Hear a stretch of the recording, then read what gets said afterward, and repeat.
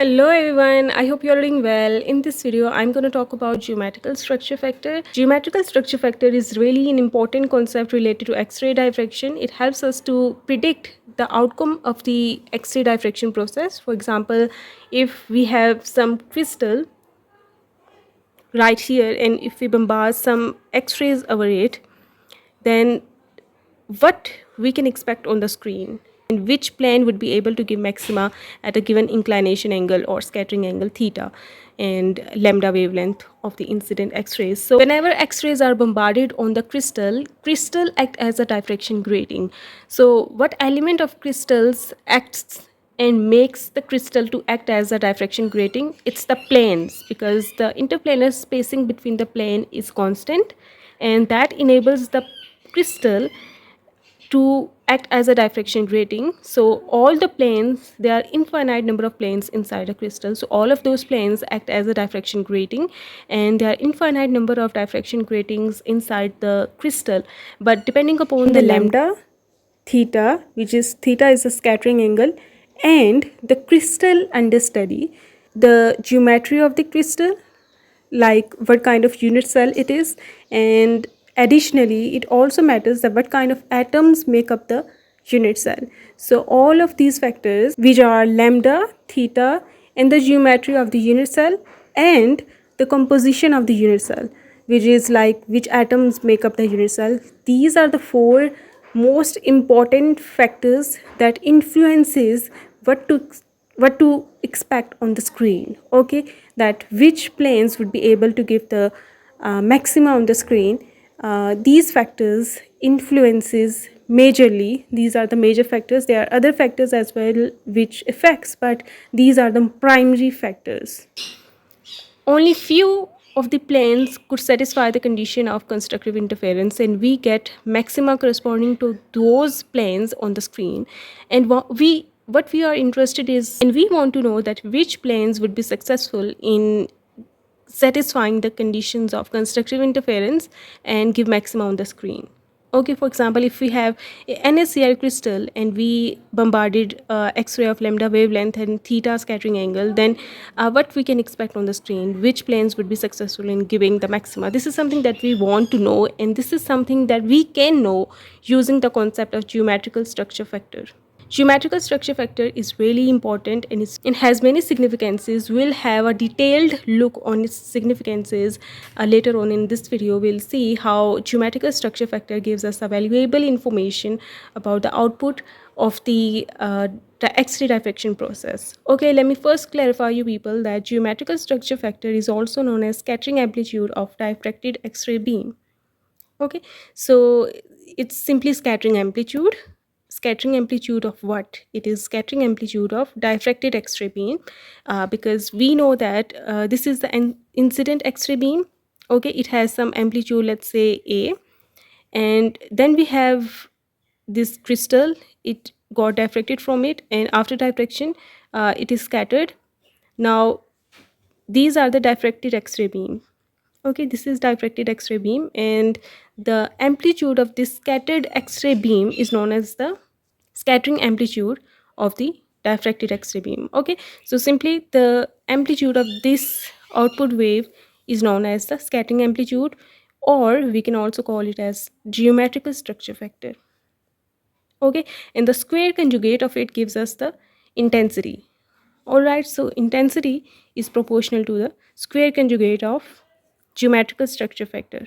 Square conjugate because structure factor could be an imaginary quantity, and we want intensity to be a real quantity because it is a real quantity, and to ensure that we take the square conjugate, which means S star times S. Okay, if both are real, then it's simply S into S that gives proportional to S squared. This is additional information that I'm giving you people, and we'll see it later on in the video as well, but my purpose was to clarify at the very start of this video that scattering amplitude is similar to geometrical structure factor. Geometrical structure factor is actually a mathematical estimate to scattering amplitude. We'll discuss it later on in this video. In this video, first of all, we'll have some introduction to this concept, then we'll write its definition and mathematical formula, and then we'll see its significance. Okay, so let's start with the introduction, and meanwhile I'll also explain each and everything. Okay, so when X-rays or incident on the lattice planes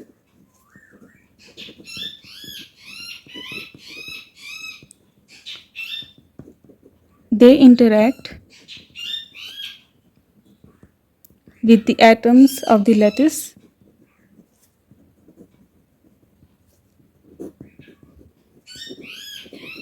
because because it is the central question to ask, that why X-rays are scattered.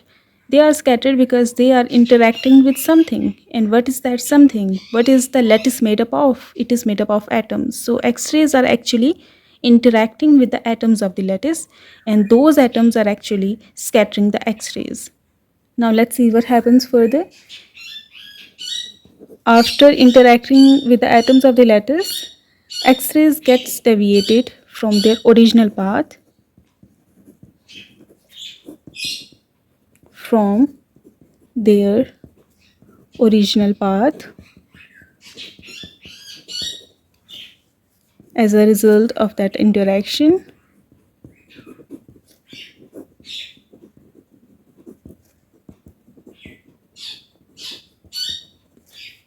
with atoms.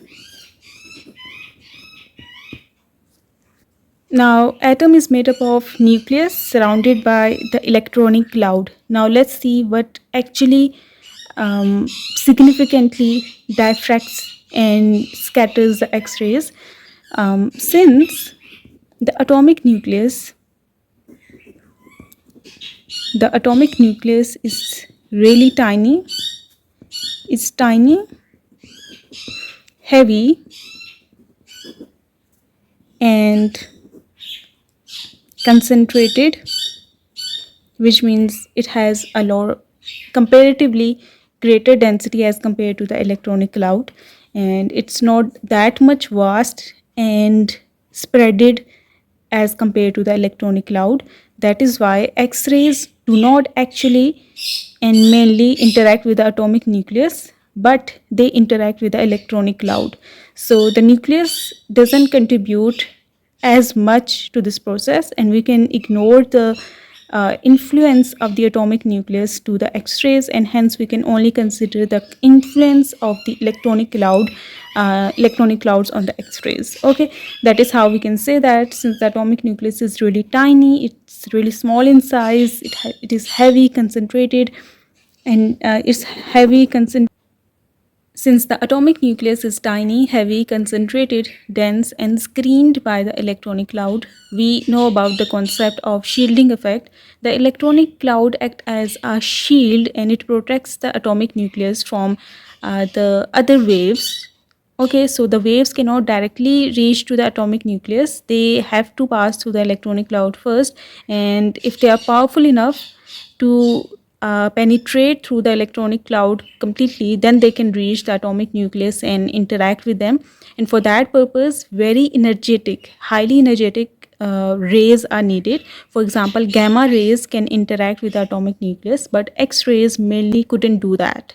Okay, so X-rays do not mainly interact with the atomic nucleus, but they interact with the electronic cloud. All right, so these are the reasons that we can give to justify our stance on the fact that the atomic nucleus is negligibly influencing and scattering the X-rays. All right, and we can consider the electronic cloud later on in our discussion.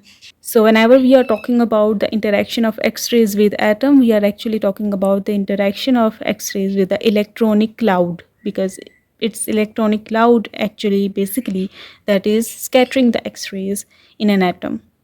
So the electronic clouds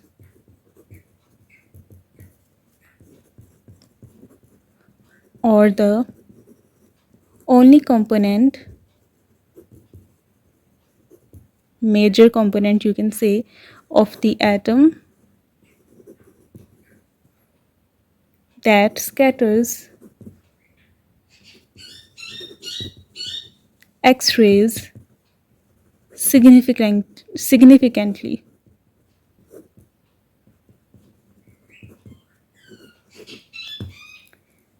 The X-rays scattered from one part of the cloud, or you can say atom, interferes with the X-rays scattered from the other parts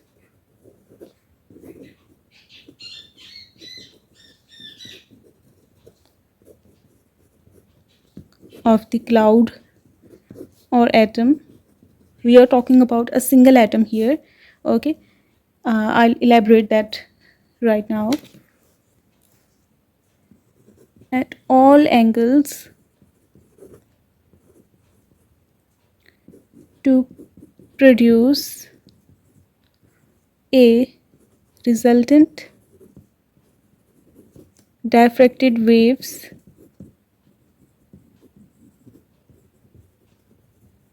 in certain directions only.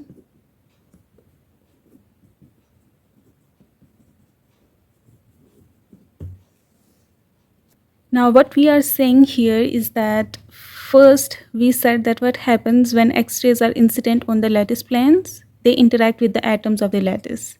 Okay, now let's consider a single atom. What happens with a single atom, and if we know what happens with a single atom, then we can tell about the other atoms as well, and then we can link it to the unit cell. So if we talk about the atom is made up of atomic nucleus. It has a nucleus, which is atomic nucleus we are saying here, and an electronic cloud around the atomic nucleus. Okay, what about the atomic nucleus? Do X-rays interact with the atomic nucleus or not? No, they do not considerably interact with the atomic nucleus. The interaction is really negligible, so we can neglect it, and it's okay to do that. The atomic nucleus is tiny, heavy, concentrated, dense, like it is really small, and it is screened by that electronic cloud. That is why the electronic clouds are the only components of the atoms that scatters the X-rays significantly. That is something that we can easily understand. Now next what I wrote is that X-rays scattered from one part of the cloud interferes with the X-rays scattered from the other parts of the cloud at all angles to produce the resultant waves in certain directions only. Now let us see it on the paper. All right, let's say we have that an atom. Okay, this is the atomic nucleus and this is the cloud, electronic cloud around it, and we have many electrons in it. All right, we have many electrons in it. When a X-ray beam, when X-rays are bombarded on an atom, this is a single atom, we are talking about a single atom here. When a X-ray beam comes here, electrons are the charged particles. Okay, if you know how to generate electromagnetic waves by Maxwell's equation tells us that how electromagnetic waves are generated. It is generated when the charged bodies are accelerated. Okay, so when an electromagnetic waves hits a charged body, like electron is a charged body, electrons begins to oscillate with the same frequency as the electromagnetic wave has. Okay, X-rays has some frequency, some wavelength, okay, some speed, so they have some frequency. They begin to oscillate with the same frequency as the X-rays has, and this oscillation produces X-rays, regenerates the X-rays in all directions by one electron. This is something that is happening by one electron, for example. Then we have many electrons inside the atom, so that we can call as, since it's a charge distribution and we know that we cannot localize the electron to a certain position, they're always moving, so we can say that X-rays from one part of the atom, okay, these X-rays, let me draw that each electron is producing X-rays in all directions. They are producing X-rays in all directions. There is no preferred direction. They are producing in all directions, each of them. Okay, so now these X-rays generated by each of the electron will interfere with each other, since they are waves. When waves come across each other, they interfere with each other. Okay, either constructively or destructively. Where they are interfering constructively, they will produce a resultant diffracted waves in certain direction. When they where they interfere destructively, the waves are gone. Okay, we can't see them, we can't detect them, but the ones that showed constructive interference will be diffracted in certain directions only, not in all directions. Not all directions are possible, because we know that the destructive interference is also happening inside the atom. Hence, in certain directions only the diffracted waves will be found, not in all directions, but in certain directions. What is the reason? Because we have a charge distribution instead of a single electron. If it would have been a single electron only, then it would have produced the X-rays and diffracted them in all directions. Okay, that is something we can see here. But here what we have is destructive interference as well. We have so many electrons in it, and it's a charge distribution, a spherical charge distribution, and we cannot allocate them a definite position, and we have this cloud. So one part of the cloud interferes with other parts and produces a the X-ray scattered from one part of the cloud interferes with the X-ray scattered from the other parts of the cloud at all angles, at all possible directions, because it's in 3D. Okay, we are seeing a 2D version here, but it's a 3D. So in all possible angles, they interfere with each other and produce resultant diffracted waves in certain directions only. That is what I'm saying here. And here we are talking about a single atom. Okay, now we have inside a unit cell. Inside a unit cell there are many atoms. Okay, this is, let's say, a atom. This is one atom. We have another atom here. We have atom in here, here in simple cubic, for example. We have atom at each of the corner.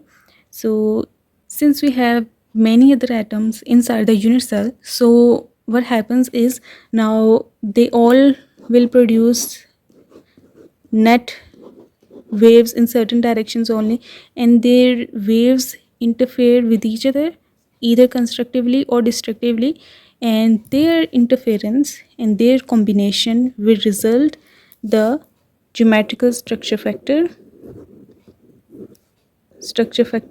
of the unit cell. Okay, or that is also known as the scattering amplitude of the diffracted waves. Okay, their interference, their combination. Now here you cannot simply add their contributions up simply, because their location are different.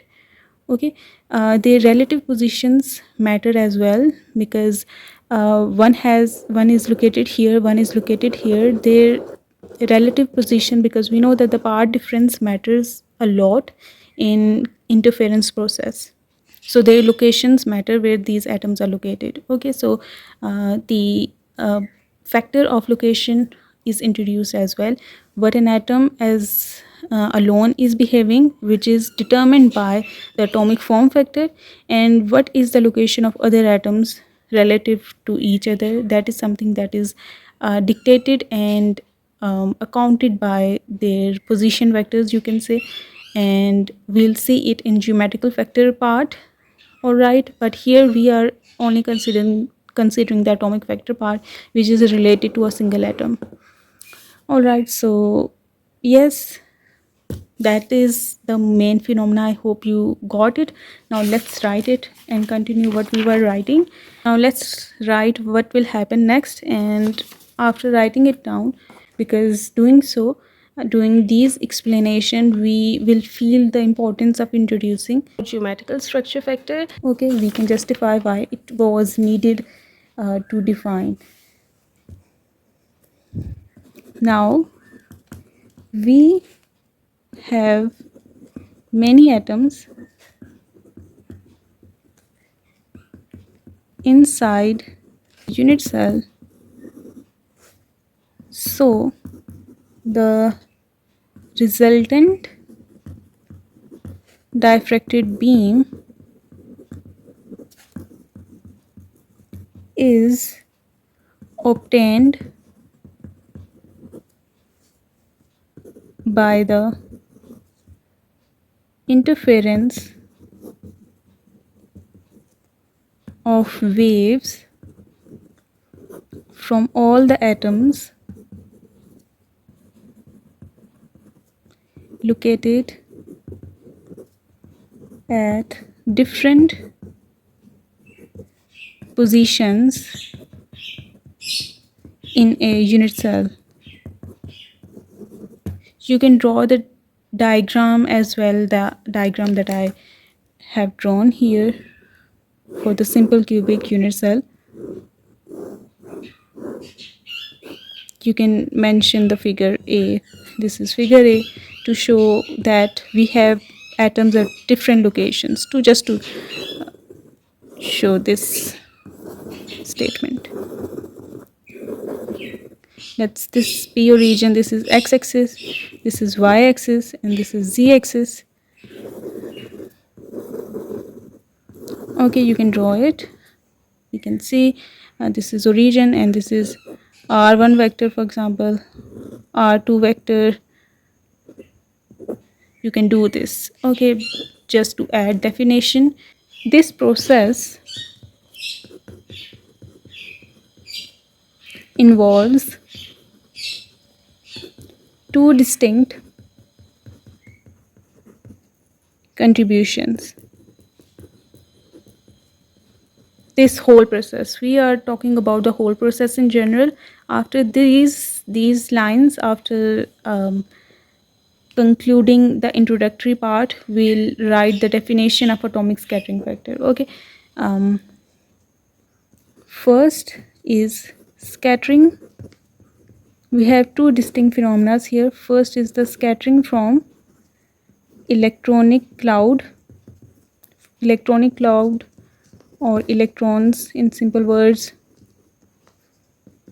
in the same atom, in the single atom, which is accounted by the atomic scattering factor, represented by symbol F. Okay, so first thing to consider here, the two distinct things that are happening here, or to consider in mind while considering the interaction of X-rays in a unit cell with the atoms. The first process to consider is the scattering from the electronic cloud of a single atom, individual atom, that is mathematically given by the atomic scattering factor, small f. And what is the second thing? Second thing is contributions from all the atom relative to their position. Okay, on the basis of their position, their second, the summation of this scattering from all the atoms in the unit cell.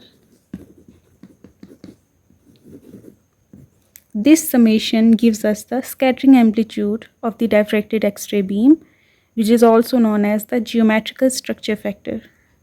Okay, so I hope you got it. We should know the atomic scattering factor and the relative position of atoms inside the unit cell. Taking into account the contribution of all the atoms in a single unit cell, we can get the scattering amplitude of the X-ray beam that has been diffracted, or in other words, we can get the geometrical structure factor for the interaction. Alright, so we can write here in the brackets, first phenomena was the atomic scattering factor. So the second thing, the summation will give us the geometrical structure factor. Geometrical structure factor. that we represent by symbol capital S. In some books it is represented by capital F, and it's totally up to you whatever symbol your book is using, so you can use it. So the second phenomena will give us the geometrical structure factor. Hence, the intensity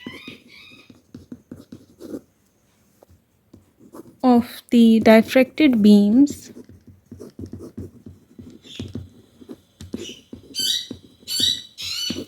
primarily depends on the atomic scattering factor and the position of each atom in the unit cell. Doing so, we get a rule which tells us what to expect on the screen for a given crystal, for a given X-ray diffraction from a particular crystal.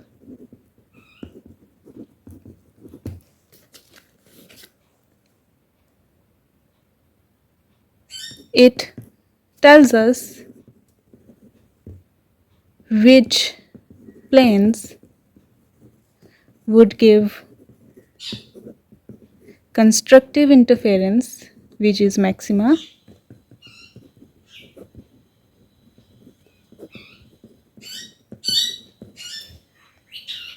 in the process. Okay, as a result of X-ray diffraction, we get a pattern on the screen. Okay, for example, if it is a NaCl crystal, then its X-ray diffraction pattern will contain some intensity peaks. Okay, it will contain some intensity peak, and each of these peak is showing a maxima from a given plane. Alright, do not mix these peaks with the order of diffraction. Order of diffraction is something different. Here we are only considering the first order diffraction, which has the maximum intensity for a given plane. Okay, so we are considering only n is equals to 1 plane. Here 2d sine theta equals n lambda. So for a given d, there could be many n. Alright, so we are only considering n equals to 1, which is the brightest maximum that we get for a given plane n lambda. Alright, so only one line we are considering here from one plane. Okay, from one plane we are considering only one line, which is the center line, which has the maximum intensity. So each line on the screen is showing a maximum from a particular plane. And how to know which plane would NaCl will have on the screen, like which planes will give maxima for NaCl crystal? So this is something that we want to know, and we can have this information if we calculate the geometrical structure factor from using these things that I have written here. We can calculate the geometrical structure factor by finding out the interference of all the waves from all the atoms in a unit cell. We'll get a formula. So that rule tells us that what to expect on the screen, like which maxima will we get and which planes will give this maxima. All right, so these are all the benefits. Hence, having this information, we can know plenty of things related to crystals and their patterns on the screen. This is it. Okay, this is it for now. I write one more statement and then we'll write the definition, but these explanations are the cherry on the top, so they are crucial as well, so don't Bragg, hence, you can write Bragg intensities. Bragg intensities are actually the diffracted beams intensities, the one that we get. Um, Hence, the Bragg intensities of the diffracted X-rays from the various planes, as I told you people, from various planes, or the overall contributions of interaction of X-rays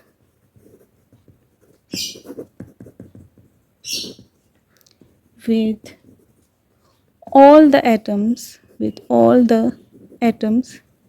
in the unit cell. All right, this is something that I told you people before writing this statement. Okay, I hope you got it. And this is the explanation that you can also write for introducing the geometrical structure factor, because this is introduction and it is common to geometrical structure factor and atomic scattering factor. In summary, what we saw so far was that when X-rays are incident on the lattice planes, they interact with the atoms, and atom is made up of atomic nucleus and electronic cloud.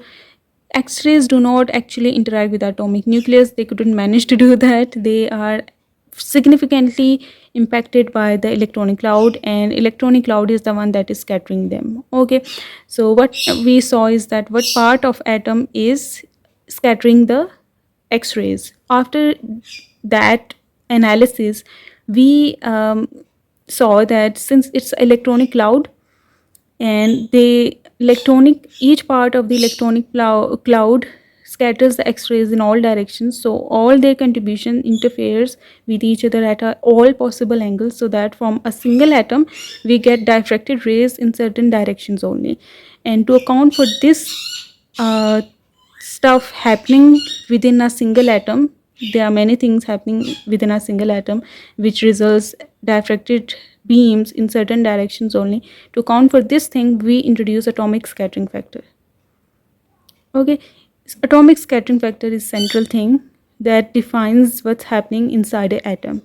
All right, then we saw that since we are considering a unit cell and there are more than one atom inside a unit cell, and their locations are different, so their relative location matters, and their net contribution will give us the geometrical structure factor, which will give us that what diffracted beams we will get from this whole unit cell. What we will get from one atom is dictated by the atomic scattering factor phenomena, and what we will get from this unit cell is dictated and represented by the geometrical structure factor. Okay, that is something that we saw so far. As we have seen a fair enough introduction to this concept, now we can write something particular about this concept, where we'll discuss its mathematical formula and its significances and all other stuff. So let's get started.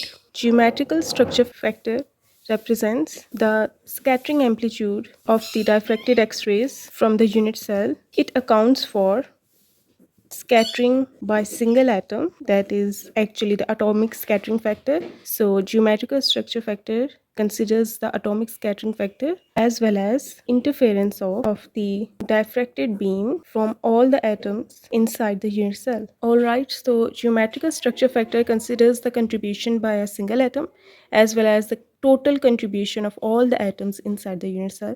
So geometrical structure factor tells us what net effect we get from a whole unit cell. Okay, so if Rj is the position of the jth atom in a unit cell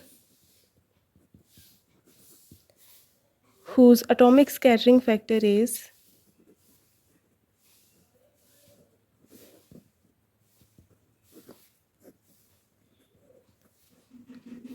Fj, then the scattering amplitude, or in other words, the geometrical structure factor, is given by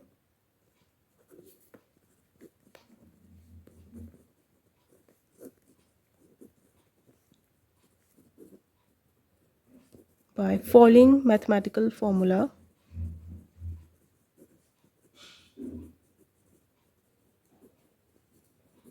Mathematical rule or formula, you can say. Okay, I hope you are getting what I'm saying. Since the geometrical structure factor not only depends upon the type of unit cell you are considering, like whether it is cubic, hexagonal, tetragonal, whatever, it also depends upon the geometrical position of the atoms inside the unit cell. For example, whether it is simple cubic, body-centered cubic, or face-centered cubic, because three of them all three of them are cubic, but the locations of atoms are different. So the locations of atoms matters, and the shape of the lattice matters, which is cubic, for example, here. That is why we mentioned that, let's say we have 1 2 3 4 up to so on jth atom. Jth is like a general number of atom. It could be first atom, second atom, third atom. It's general representation. That is why we took j as the atom we are talking about. So let we have a j atom, and this jth atom has a position vector of rj from origin. Okay, and this atom has an atomic scattering factor fj. Okay, we are talking about jth atom, so we are considering all of the parameters for that jth atom. So if we have rj and fj as the position vector and the atomic scattering factor, then the geometrical structure factor will be given by the following mathematical rule, which is we are representing here the geometrical structure factor by S, capital S, and G for geometrical. In some books, S, capital S with G subscript, this symbol is used. In other books, capital S alone is used, and in some other books, capital F is used. Whatever symbol your teacher is following or the book that you are following, you can follow your own convention or symbol. That is totally up to you, and you can just mention it in your answer that you are using this symbol for geometrical structure factor, for example. Okay, you just need to mention it, just like I told you people that I'm using this symbol for geometrical structure factor. All right, so that is equals to, this is geometrical structure factor, and that accounts for a single unit cell. Okay, we are talking about a unit cell, so geometrical structure factor is something that we are talking about effect, net effect from a single unit cell inside a crystal, and that is equals to summation that starts from j is equals to 1 to capital N. Okay, capital N represents the total number of atoms present inside a unit cell. This is the upper limit of this summation. So j will start from 1 and will go up to the total number of atoms present inside a unit cell, because you are adding contribution of all the atoms. So it will add up to the total number of atoms present inside the unit cell, which could be, for example, if it is 6, then you'll run it from j is equals to 1 to 6. You'll write 6 terms and you'll add up all these six terms for the 6 atoms inside the unit cell. So I hope you understood it, that capital N here represents the total number of atoms present inside a unit cell. It could be 2, 3, 4, or whatever it is, 1, 2, 3, 4, up to so on. So this is it, and then it is multiplied by fj. J is in subscript, it is not something like variable. Okay, f is the main variable with j in subscript, which shows this is the atomic scattering factor for the jth atom. Fj is the atomic scattering factor of the jth atom. Okay, and it is multiplied by the relative position factor, which is minus iota e to the power minus iota g dot rj. Here Rj is the position vector of the jth atom you are considering, and G is the reciprocal vector. You must be recalling that this position factor also appeared in the calculation of atomic scattering factor. We saw the formula, the integral formula for the calculation of atomic scattering factor, and it involved this position factor as well. So this is really an important factor, and it keeps on repeating on several formulas. So this is the formula. This is the formula to calculate geometrical structure factor. Geometrical structure factor of a unit cell containing n number of atoms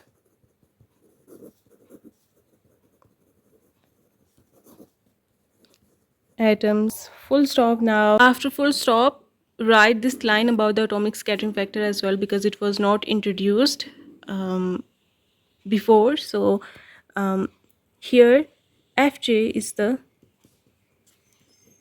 atomic scattering factor,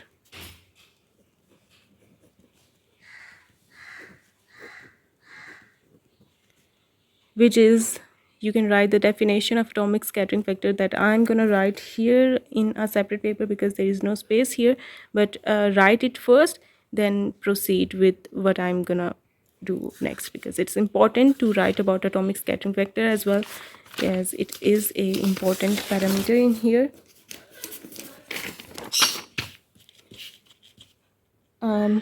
Is the atomic scattering factor, which is the ability of an atom,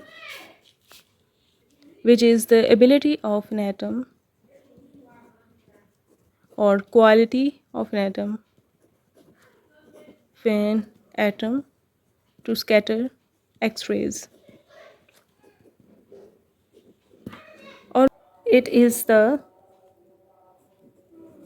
measure of the efficiency of an atom in scattering X-rays.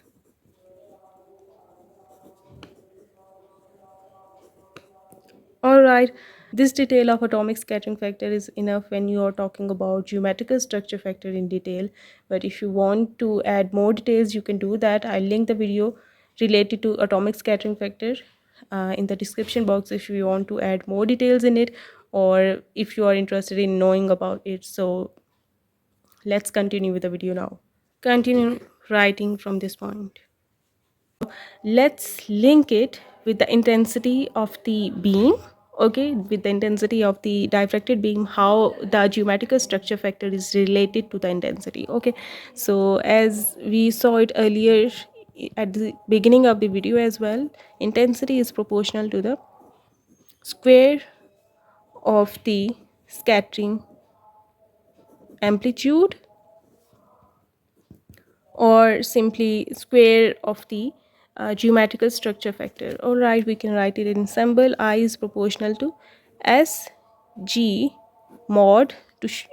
Mod is here to ensure that we have a real number, because SG, since iota is involved here, could be potentially a imaginary number. So we know that intensity is a real number, so is a real quantity. So this whole thing, this overall thing, should be a real quantity as well. It shouldn't be an imaginary quantity.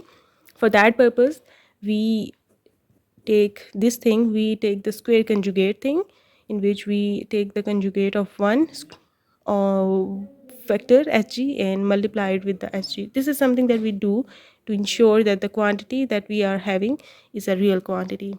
You can also write it like that, but you just need to acknowledge the fact that if Sg is an imaginary number, then you have to do this thing. If any numerical comes to you, then you have to consider it in mind.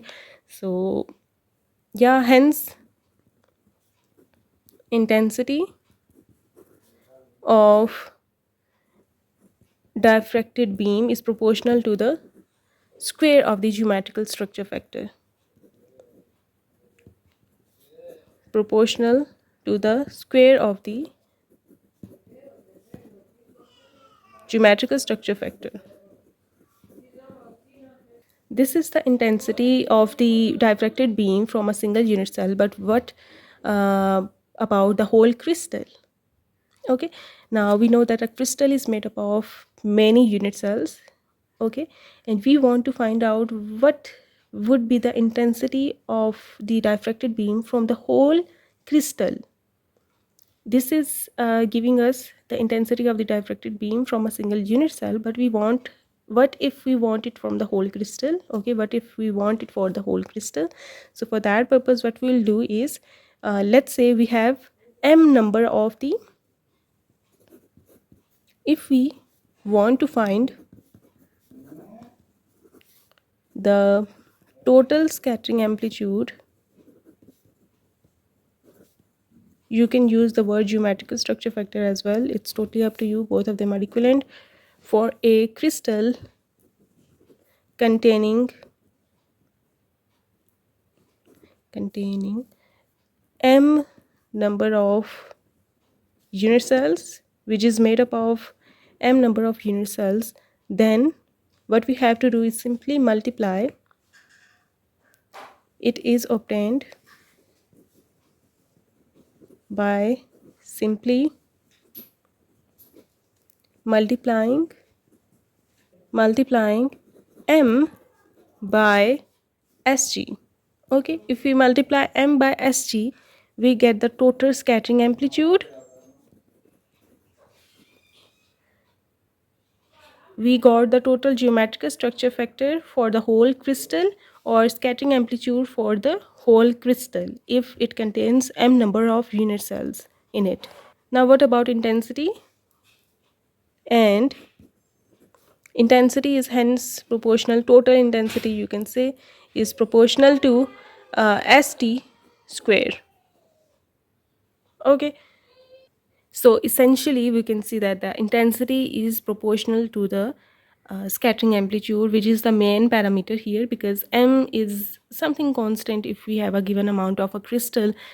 For a given crystal, since m will be a constant quantity and it will not change on different orientations, on different scattering angles, and lambdas and all, so for a given crystal, I is total intensity is proportional to Sg square, because m is taken as constant, so it will be absorbed in the proportionality sign. It's sign, not sound. It will be absorbed in the proportionality sign because it's a constant. So intensity is essentially and basically proportional to the square of the scattering amplitude. And what that means is the results that you get on the screen are the intensity peaks. Actually, having a maxima means non-zero intensity, and minima means zero intensity. Okay, this is the main basic concept. Okay, if there is zero intensity on the screen, if we get zero scattering amplitude, then it means we'll get minima for those planes on the screen, and if it is non-zero scattering amplitude, then we'll get a maxima for those planes on the screen. Okay, solving for Sg enables us to get a rule, a mathematical rule, that general rule in terms of the Miller indices of the planes, that enables us to predict that which planes would be able to give maxima on the screen and which of them will give minima on the screen.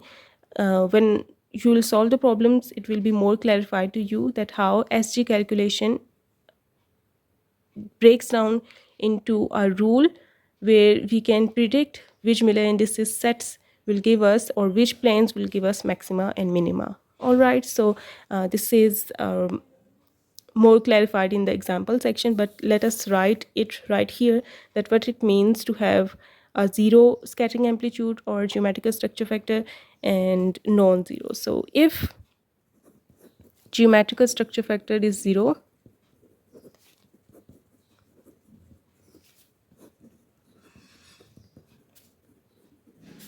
for a given plane with Miller indices HKL, then it shows, if it is 0, then it shows minima for that plane, and if there is a non-zero geometrical structure factor or scattering amplitude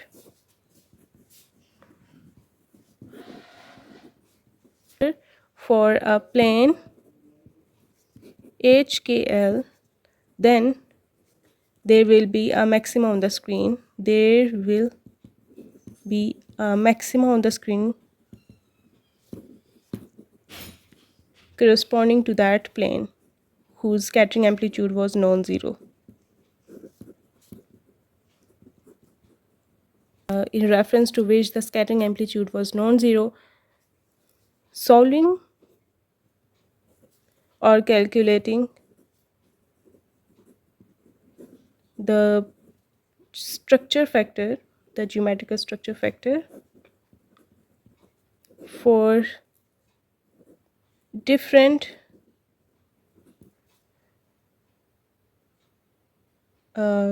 structures or unit cells, you can say, yields a mathematical rule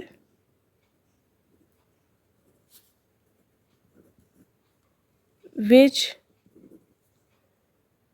tells us that which planes will give maxima on the screen. Alright, so this is all we can say about the geometrical structure factor. Calculation or geometrical structure factor enables us to get a mathematical rule by which we can see and predict that which planes, which set of planes will give us a maxima on the screen. For example, we get a situation like if h plus k plus l is equals to even, then we will get a maxima on the screen. If h plus k plus l is equals to odd, then we'll get a minima on the screen. This is an example of a situation. Calculation of geometrical structure factor helps us to get conditions like that. Okay, as I told you people, for example, if we have this plane, then we'll get a maxima according to this rule. Okay, and if we have 2 to 1, then we'll get a minima on the screen. All right, so this is an example of a kind of rule that we get, and it will be more clarified to you people if you solve the problems of geometrical structure factor. I have uploaded videos related to calculation of geometrical structure factor for simple cubic, body-centered cubic, and face-centered cubic unit cells. I also did it for diamond. Okay, structure factor of diamond was calculated, and structure factor of cesium chloride, a different kind of unit cell in which there are two different kinds of atom, has also been done. So I'll link all of these videos in the comment section. I'll pin that comment, and you can also check out the description box or the playlist for the videos you are looking for. If you can't find your desired video, then please simply comment. I'll link that video in reply to your comment, or I'll upload one. Okay, so like, share and subscribe. Goodbye.